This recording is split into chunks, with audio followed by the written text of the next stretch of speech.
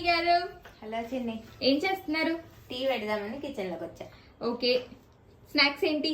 ఈ రోజు ఏం లేదు, కొత్త ఫ్రూట్స్ ట్రై చేసి చాలా రోజులు అయింది కదా, అందుకని ఇవాళ నీ డ్రెస్ కి మ్యాచింగ్ ఫ్రూట్స్ తీసుకొచ్చా. ఏంటి చూద్దాం. Any guesses? ఏమో తెలియదు. కొత్త ఫ్రూట్ ఏం గెస్ చేస్తావులే. టంటడాయింగ్. ఇదేం కొత్త ఫ్రూట్ కాదు, నేను తిన్నాను కూడా దీన్ని. అవునా?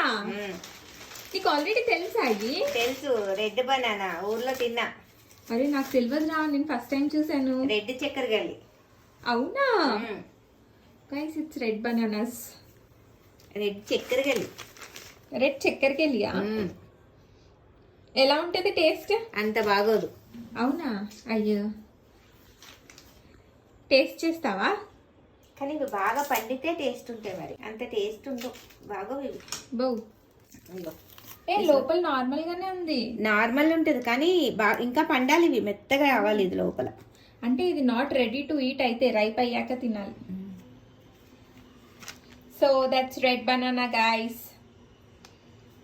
అయితే నువ్వు తినేసావు అనమాట. నేను తిన్నాను ఇట్లని ఊర్లో, కొంచెం టేస్ట్ చేస్తా చూడు, కానీ టేస్ట్ ఉండవు. ఎందుకంటే మరి ఎందుకు తింటున్నావు? వేస్ట్ అయిపోతుంది కదా, పండనీలే. ఉంటే పెట్టచ్చు, అంటే ఇది అంత అలా ఉండొచ్చు. నీకు లోపల చాలా పచ్చిగా ఉంటుంది, ఇంకా పండాలి. ఇది ఎంత గట్టిగా ఉంది చూసావా, ఇంకా పండాలి.